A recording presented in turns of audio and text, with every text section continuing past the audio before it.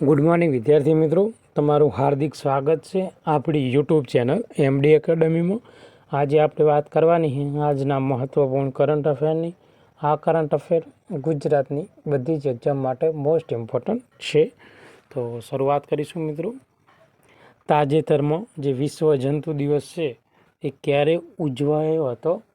તો જવાબ આવશે મિત્રો 6 જૂનના દિવસે। તો મિત્રો, જે વિશ્વ જંતુ દિવસ છે તે દર વર્ષે 6 જૂનના રોજ ઉજવવામાં આવે છે।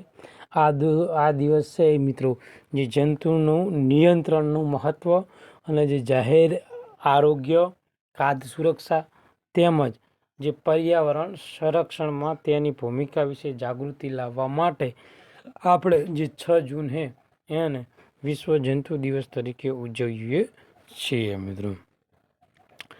જેટલા પણ વિદ્યાર્થી મિત્રો આપણી યુટ્યુબ ચેનલમાં નવા હોય તો ચેનલને સબસ્ક્રાઈબ કરી લેજો, બાજુમાં આપેલા બેલ આઇકન ઉપર ક્લિક કરી લેજો, જેથી કરીને કરંટ અફેરના બધા જ વિડીયોની તમને નોટિફિકેશન મળે।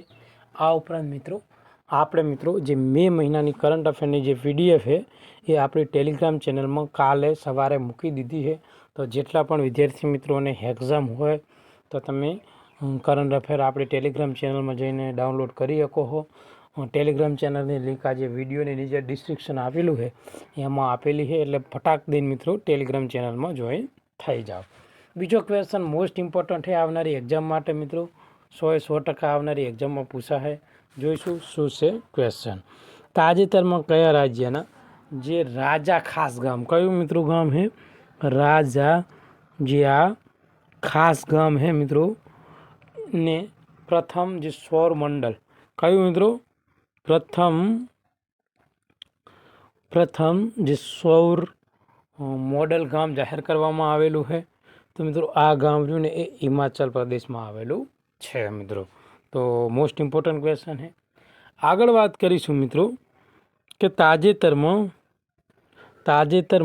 કોણે એક નેનો ચાઇમ વિકસાવ્યું છે જે વધુ લોહીના ગંઠાવાનું નિર્માણ અટકાવે છે? તો મિત્રો જવાબ આવશે IISc બેંગ્લોર દ્વારા મિત્રો આ વિકસાવવામાં આવેલું છે। ઓકે, આગળનો ક્વેશ્ચન છે તાજેતરમાં કોણે ક્રિકેટના તમામ સ્વરૂપોમાંથી નિવૃત્તિ જાહેર કરી છે? તો જવાબ આવશે પિયુષ ચાવલાએ। તો પિયુષ ચાવલાએ મિત્રો કહેવાય ને કે ક્રિકેટના બધા જ ફોર્મેટમાંથી હાલમાં નિવૃત્તિ જાહેર કરેલી છે। તાજેતરમાં જે TVS મોટરના ચેરમેન તરીકે કોની નિમણૂક કરવામાં આવી છે? તો સુદર્શન જે વેણુ છે તેમની મિત્રો જે TVS જે મોટર છે એના ચેરમેન તરીકે તેમની નિમણૂક કરવામાં આવેલી છે। આગળનો ક્વેશ્ચન છે તાજેતરમાં ભારત અને કયા દેશે દ્વિપક્ષીય રોકાણ સંધિ પ્રોટોકોલ ઉપર હસ્તાક્ષર કર્યા છે? તો જવાબ આવશે મિત્રો કિર્ગિસ્તાન। તો ભારત અને કિર્ગિસ્તાને જે આ દ્વિપક્ષીય રોકાણ સંધિ પ્રોટોકોલ પર હસ્તાક્ષર કરેલા છે, જોઈશું તેની ડિટેલ। ઓકે, તો તાજેતરમાં ભારત અને જે કિર્ગિસ્તાન રિપબ્લિક દ્વારા મિત્રો જે દ્વિપક્ષીય રોકાણ સંધિ ઉપર મિત્રો ના જે પ્રોટોકોલ ઉપર હસ્તાક્ષર કર્યા છે અને તેને લાગુ કરવા માટે જે રેટિફિકેશનના દસ્તાવેજોની આપ-લે કરી છે। આ સંધિ મિત્રો 5 જૂન એટલે કે વિશ્વ પર્યાવરણ દિવસના દિવસથી અમલ આવી છે અને તે અગાઉના 2000 કરારનું સ્થાન લેશે, જેનાથી બંને દેશો વચ્ચે રોકાણ અને રક્ષણના સાતત્ય જળવાઈ રહેશે। તો આ પણ આવનારી એક્ઝામ માટે ઇમ્પોર્ટન્ટ છે મિત્રો આપણી જે કરંટ અફેરની પીડીએફ છે મિત્રો એ 80 પેજની પીડીએફ બની છે મે મહિનાની કરંટ અફેરની, અને બધા પ્રશ્નો રહ્યા એમાં આપણે 50% પ્રશ્નો રહ્યા એ વન લાઇનર કવર કર્યા છે અને 50% પ્રશ્નો રહ્યા ને એ આપણે ડિટેલમાં કવર કર્યા છે, જેથી કરીને આવનારી એક્ઝામમાં કોઈ ડિટેલમાં ક્વેશ્ચન પૂછાય તો તમારે માર્ક જવા જોઈએ નહીં। અને આપણે સપ્ટેમ્બર 2024થી મિત્રો કરંટ અફેર ચલાવીએ છીએ, ત્યારથી લઈને અત્યાર સુધીમાં મિત્રો બધી જ એક્ઝામમાં ક્વેશ્ચનો પૂછાણા છે। એક પણ એક્ઝામ એવી નથી ગઈ કે આપણું કરંટ અફેર ના પૂછાણું હોય। 60થી 70% પૂછાવાનું માર્જિન છે મિત્રો।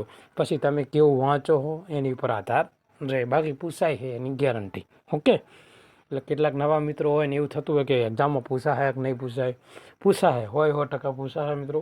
60 થી 70% માર્ક તમને કરંટ અફેરમાં કવર કરી આપશે. ઓકે, તો તાજેતરમાં મિત્રો 2026થી શરૂ થતા 2 વર્ષ માટેના જે સંયુક્ત રાષ્ટ્રના જે ECOSOCના માં કોને ચૂંટવામાં આવ્યું છે? તો મિત્રો ભારતને 2 વર્ષ માટે ચૂંટવામાં આવ્યું છે મિત્રો.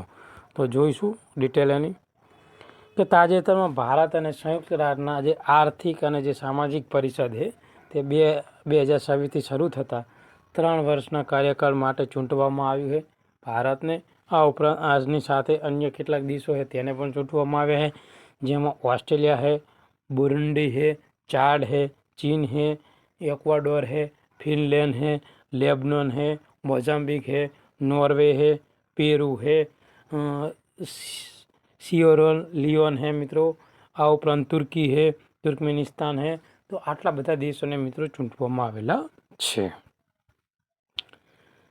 તાજેતરમાં મિત્રો TCL ઇન્ડિયાના બ્રાન્ડ એમ્બેસેડર તરીકે કોને બનાવવામાં આવ્યા છે? તો જે મિત્રો આ જે TCL है એના બ્રાન્ડ એમ્બેસેડર તરીકે TCL ઇન્ડિયાની વાત છે તો રોહિત શર્માને મિત્રો બ્રાન્ડ એમ્બેસેડર બનાવવામાં આવ્યા છે મિત્રો. તાજેતરમાં મિત્રો જે ઉમેદ સેન્ટ્રલ પોર્ટલ છે મિત્રો એ શાના કોને શરૂ કર્યું છે? તો જે કિરણ રજ્જુ છે એમને મિત્રો આ જે ઉમેદ જે સેન્ટ્રલ પોર્ટલ છે એ શરૂ કરવામાં આવેલું છે. તો તાજેતરમાં કેન્દ્રીય લઘુમતી બાબત અને જે કેન્દ્રીય મંત્રી કિરણ રજ્જુ દ્વારા ઉમેદ જે સેન્ટ્રલ પોર્ટલ છે મિત્રો એ લોન્ચ કરવામાં આવેલું છે. હવે આ જે પ્લેટફોર્મ છે મિત્રો અથવા કે પોર્ટલ છે તો શા માટે તે મિત્રો લોન્ચ કરવામાં આવ્યું છે? તો જોઈશું. તેનો હેતુ એવો છે કે મિત્રો જે વફ મિલકતોના પારદર્શક સંચાલન, સશક્તિકરણ, કાર્યક્ષમતા અને જે વિકાસ માટે એકીકૃત ડિજિટલ પ્લેટફોર્મ પૂરું પાડવા માટે મિત્રો આ જે છે ને એ ઉમેદ પ્લેટફોર્મ છે મિત્રો એ કિરણ રજ્જુ દ્વારા મિત્રો લોન્ચ કરવામાં આવેલું છે. તે આપણા મિત્રો કેન્દ્રીય લઘુમતી બાબતના મંત્રી છે. આગળનો ક્વેશ્ચન છે પ્લાસ્ટિક પ્રદૂષણ અટકાવવા માટે કયું રાજ્ય સરકાર શાળાના વિદ્યાર્થીઓને જે સ્ટીલની બોટલ છે એ આપશે? તો મિત્રો જવાબ આવશે હિમાચલ પ્રદેશ.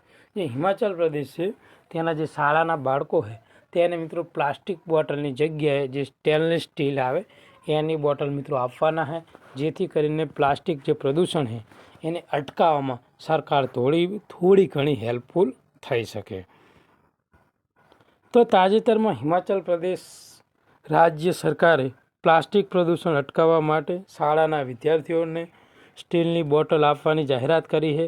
જે ત્યાંના મુખ્યમંત્રી છે સુખવિન્દર સુખુ તેને વિશ્વ પર્યાવરણ દિવસ એટલે કે 5 જૂનના દિવસે મિત્રો આ જાહેરાત કરી છે, જેમાં રાજ્યભરમાં 6 લાખ વિદ્યાર્થીઓને જે સ્ટેનલેસ સ્ટીલની પાણીની બોટલનું વિતરણ કરવાની યોજના બહાર પાડેલી છે. અને મિત્રો તમારે મને કોમેન્ટમાં કહેવાનું છે કે વિશ્વ પર્યાવરણ દિવસની થીમ શું હતી? કારણ કે પોલીસ કોન્સ્ટેબલમાં 100% તમને પૂછાય. ઓકે, આપણે 6 જૂને એ ક્વેશ્ચન ભણાયો છે અને જેટલા પણ વિદ્યાર્થી મિત્રો આપણો જે રેગ્યુલર કરંટ અફેર ફોલો કરે તો મહેરબાની કરીને મારી એવી એમને વિનંતી છે કે તમે કોમેન્ટમાં જણાવો કે 5 જૂન વિશ્વ પર્યાવરણ દિવસ 2025માં તેની થીમ શું હતી. આ પણ ક્વેશ્ચનને મિત્રો સ્ટાર લગાવી દો, આવનારી એક્ઝામમાં 100% પૂછાશે. ગઈકાલે આપણા પ્રધાનમંત્રી નરેન્દ્ર મોદી દ્વારા વિશ્વના સૌથી ઊંચા જે રેલ કમાન પુલ છે એનું ઉદ્ઘાટન ક્યાં કર્યું છે? તો મિત્રો જે આ રેલ કમાન પુલ છે એનું ઉદ્ઘાટન મિત્રો જમ્મુ કાશ્મીરમાં કરવામાં આવ્યું છે. કઈ જગ્યાએ કરવામાં આવ્યું છે? જમ્મુ કાશ્મીરમાં. અને જમ્મુ કાશ્મીરના CM કોણ છે? તો ઉમર અબ્દુલ્લા છે. જે 2025 મિત્રો ચૂંટણી થઈ હતી હરિયાણા અને જમ્મુ કાશ્મીરમાં. ત્યાં બંને જગ્યાએ બીજેપીની સરકાર બની હતી. હરિયાણામાં નાયબ સૈની છે, જમ્મુ કાશ્મીરમાં છે ઉમર અબ્દુલ્લા. તો મોસ્ટ ઇમ્પોર્ટન્ટ ક્વેશ્ચન છે તો જોઈ લઈશું મિત્રો તેની ડિટેલ થોડીક આપણે કે વડાપ્રધાન નરેન્દ્ર મોદીએ મોદીએ તાજેતરમાં વિશ્વનો સૌથી ઊંચો રેલ કમાન પુલ એટલે સૌથી ઊંચાઈ ઉપર આવેલો રેલનો પુલ જે જમ્મુ કાશ્મીરના રિયાસી જિલ્લાના ચિનાબ નદી ઉપર ઉદ્ઘાટન કર્યું છે. એટલે આ પુલને આપણે ચિનાબ બ્રિજ તરીકે ઓળખીશું. એટલે મિત્રો કદાચ એક્ઝામમાં એ ટ્વિસ્ટ કરીને ક્વેશ્ચન પૂછે તો તમને ખબર હોવી પડે કે ચિનાબ પુલ કયો છે, તો કે વિશ્વની સૌથી ઊંચાઈ ઉપર આવેલો રેલ પુલ, નોટ ઓનલી પુલ, રેલ પુલ. ઓકે, તો મહત્વપૂર્ણ કરંટ અફેર છે મિત્રો. આજના કરંટ અફેરનો લાસ્ટ ક્વેશ્ચન. તાજેતરમાં મિત્રો ભારત ઇંગ્લેન્ડની જે ટેસ્ટ શ્રેણી છે તે ઇંગ્લેન્ડમાં યોજાવાની છે, તેનું નામ શું રાખવામાં આવેલું છે? તો તેનું નામ રાખવામાં આવેલું છે એન્ડરસન સચિન તેંડુલકર ટ્રોફી. જેમ ઓસ્ટ્રેલિયામાં આપણે બોર્ડર ગાવસ્કર ટ્રોફી છે, એવી રીતે આ જે ઇંગ્લેન્ડ છે મિત્રો, એમાં જે ટેસ્ટ સિરીઝ છે એનું નામ આપી દેવામાં આવ્યું છે એન્ડરસન તેંડુલકર ટ્રોફી. તો મિત્રો આજનું જે મહત્ત્વપૂર્ણ કરંટ અફેર છે તે આપણે અહીંયા પૂરું કરીશું. આ વિડીયો તમને ગમ્યો હોય તો પહેલાં તો આપણી ચેનલને સબસ્ક્રાઈબ કરી દેજો. બીજું કે આ વિડીયો જે પણ તમારે વિદ્યાર્થી મિત્રો તૈયારી કરતા હોય એને મોકલી દેજો, લાઈક કરજો, કોમેન્ટ પણ કરતા રહેજો, જેથી કરીને તમારો સાથ સહકાર મને મળી રહે અને હું તમને સારામાં સારું કરંટ અફેર પ્રોવાઈડ કરી શકું. થેન્ક યુ, ધન્યવાદ મિત્રો. ફરી મળીશું કાલના કરંટ અફેરમાં.